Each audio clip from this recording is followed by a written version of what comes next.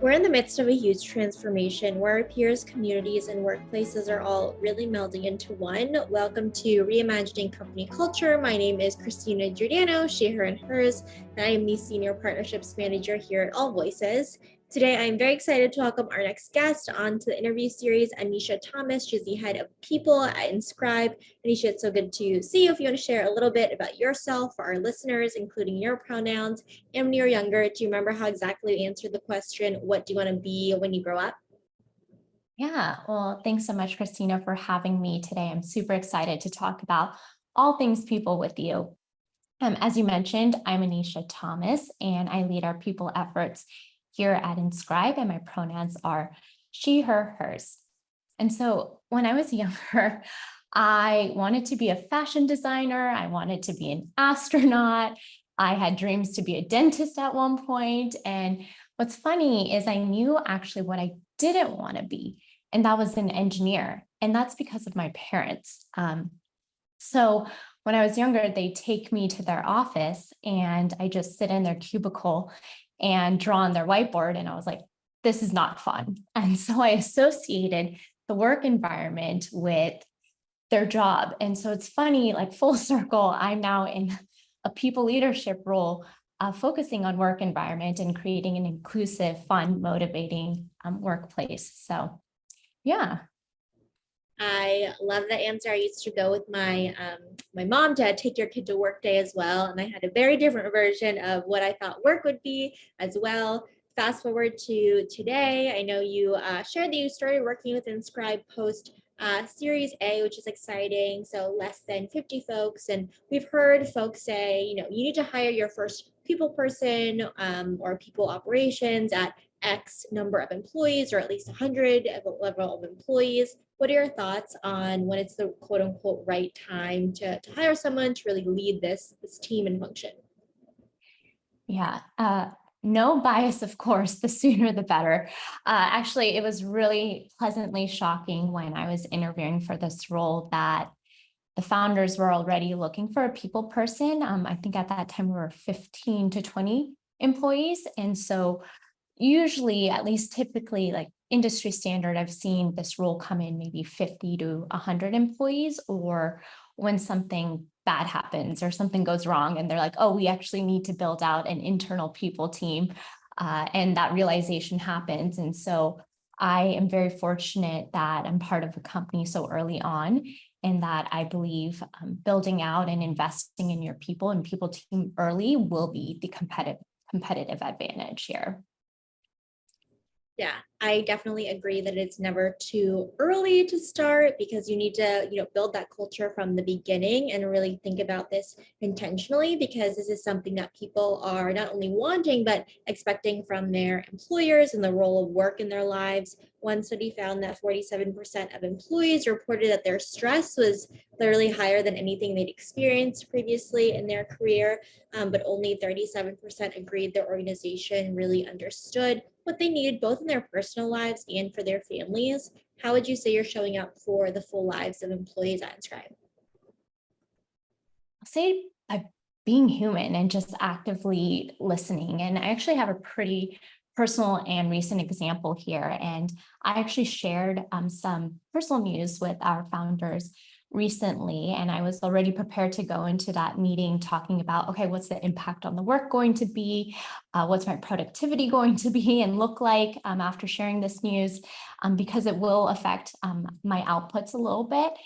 And I was just met with a lot of kindness and support. Like, we didn't even talk about the work impact here. And it was very much like, how can we support you? And that was so refreshing. And that's something I know just stems across the entire company, is we're just going to meet folks with kindness, support, appreciation, and understanding. And so from a stress point, even they ask, like, are you stressed at work right now? And so the human side and just having these conversations, and also, of course, through surveys, we can get feedback. But I think real-time, open, transparent conversations are really necessary here to understand what's going on.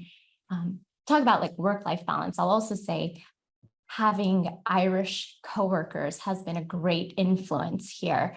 Our Europeans take their vacations seriously and know how to turn off. I think I always say, like, I'm always on the go, sometimes on weekends checking in on Slack, and they really push me and other team members to really take a look and shut off and recharge. So thank you to them. I love that, kind of balancing that out and really taking that approach is so important to recharge, and also really leading with empathy, asking open-ended questions and consistently checking in is really important as well. I know one of the things that you are also really intentionally thinking about is you mentioned that building that inclusive workplace, especially starting in that pre-employee like candidate experience side. How have you kind of innovated and built out equitable hiring processes with really healthy pipelines at Inscribe? Yeah.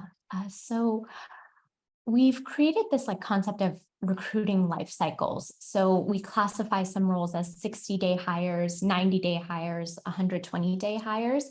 And within each of those timelines, we have milestones. So let's just say for a 60-day recruiting process here, maybe by day 10, we need to have had at least 5 to 7 initial screens. And then we need to have at least 3 to 5 second screens, and then 2 to 3 final rounds before leading to an offer. And so these milestones associated with the timeline help us really understand, do we have a healthy pipeline going here? Are we seeing enough candidates to make a strong decision, understanding where the challenges are? So looking at the data, why is there fallout happening between stage 1 and 2? How come we're not getting offers accepted? And so it just makes the dialogue and conversations between hiring managers and myself a lot more productive. And from equitable standpoint and diversity standpoint, including enough sourcing lead time for that to happen. And so before actually posting the job live, we are definitely having more targeted sourcing upfront. Yeah, absolutely. Building in that into the process as well, making sure you're thinking about that lead time and looking specifically at those different areas and touch points as well to see how you can iterate is really important too. And I think what it comes down to as well when we're talking about diversity, equity, and inclusion is the values of the company. What's the North Star? What could you always come back to as well? How are your values kind of manifesting across the business? Can you share an example of how that's happening? Yeah, I'm glad we're touching upon values, and definitely goes hand in hand with both culture and recruiting here. And we actually just had a values refresh launch about a month ago, which I'm still super excited about. And our values are just so organic yet aspirational at the same time. We weave it into everything we do at Inscribe. From a people standpoint, particularly, we're definitely weaving it into our recruiting process. So having a values dedicated session in the process. So it's not like we're waving our values around in front of our candidates' faces. It's more so we are asking questions that are associated with our values to see if there's alignment there, as well as understanding what values they're going to add and bring to the table as well. So even if a candidate doesn't have all 4 values, that doesn't necessarily mean it's like a no. We just want to have an understanding and mutual open conversation about it. We're also tying internal feedback to our values, performance reviews to our values. And then, of course, when it comes to decision making, how this shows up, right? When it comes to product decisions or even how we interact with customers. So hopefully our values are manifesting even in this interaction we're having, Christina. Yes, I definitely think so. Also, a values refresh is also very exciting to kind of implement and see carry throughout the organization.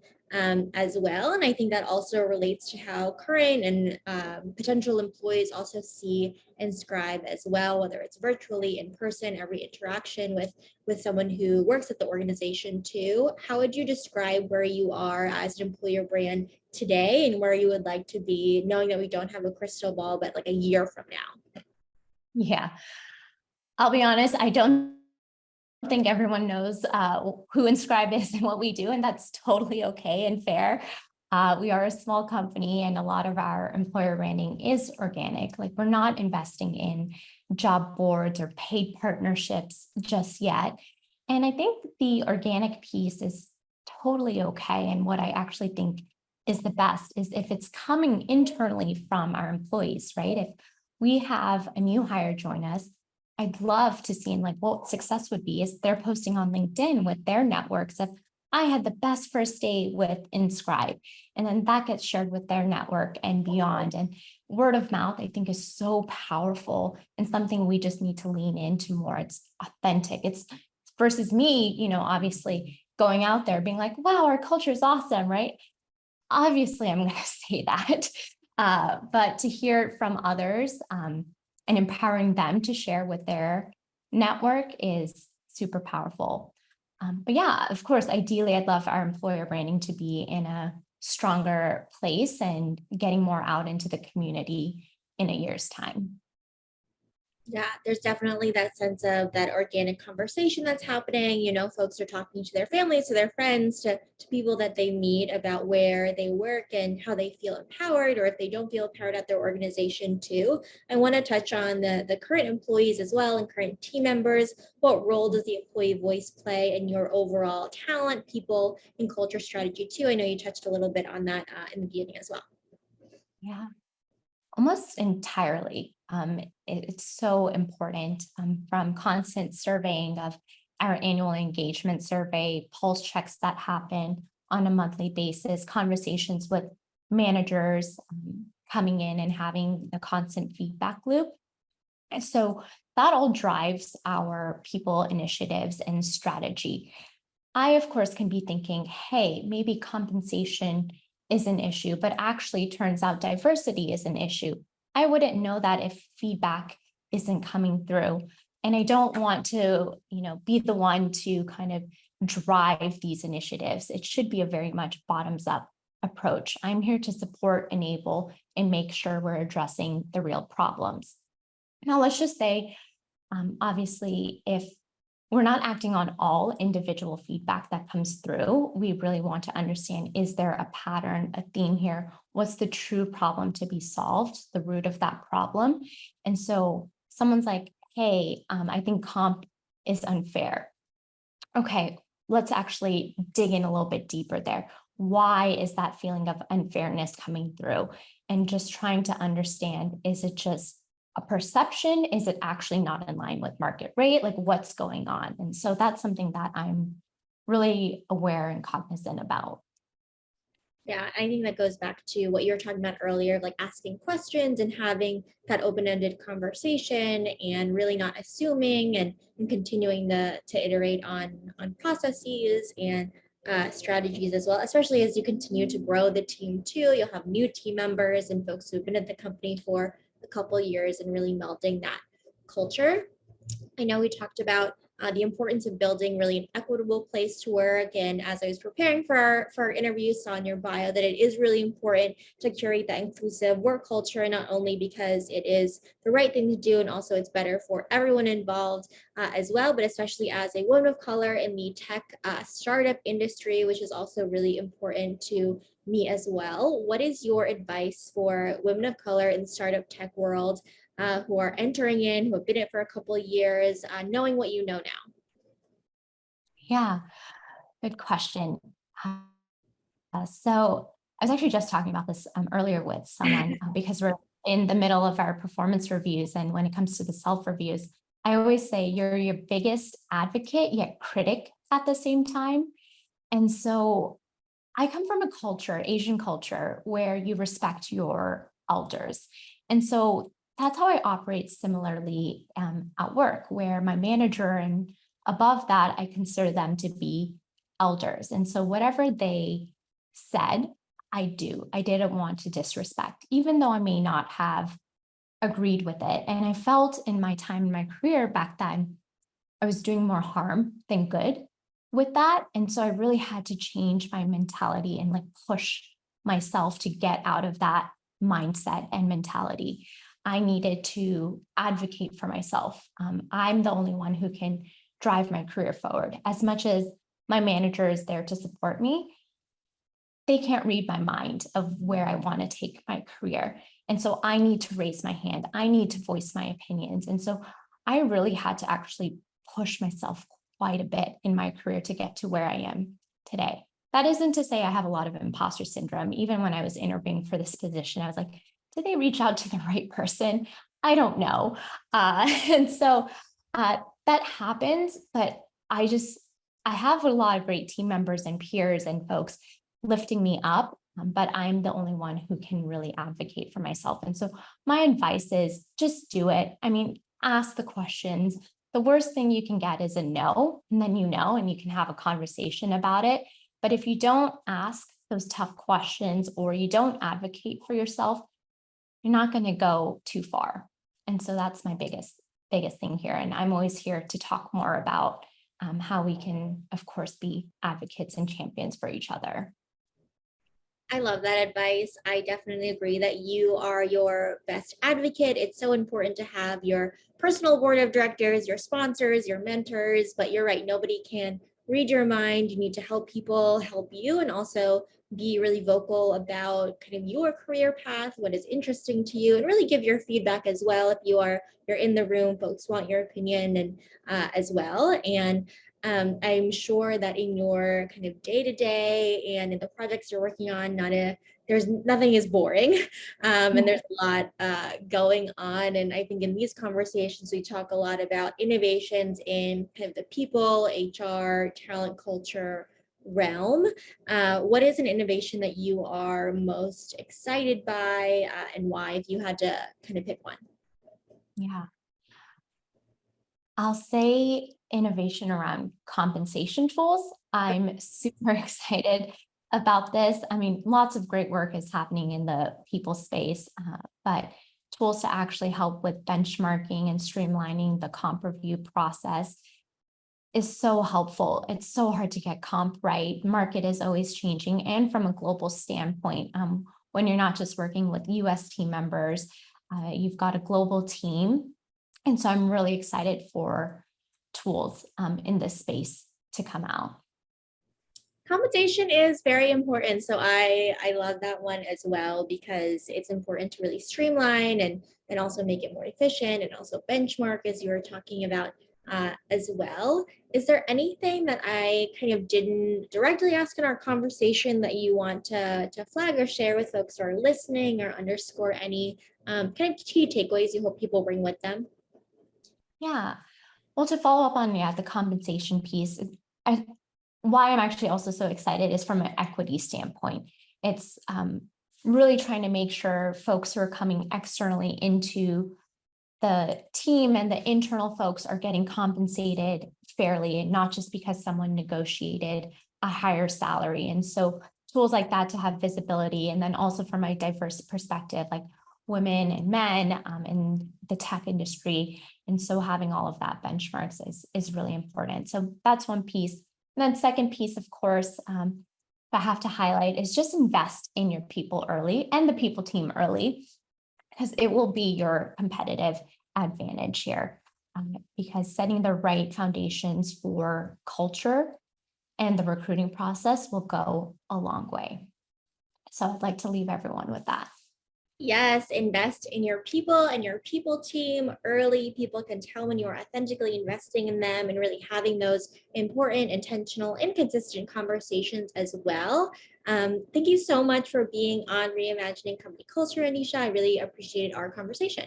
Of course, thanks so much, Christina. Of course, and as a reminder for folks who are listening, at AllVoices, we really believe in employees and employers being seen, heard, and understood, and know it's a requirement for the business to really succeed overall. Have a great rest of your day, everyone.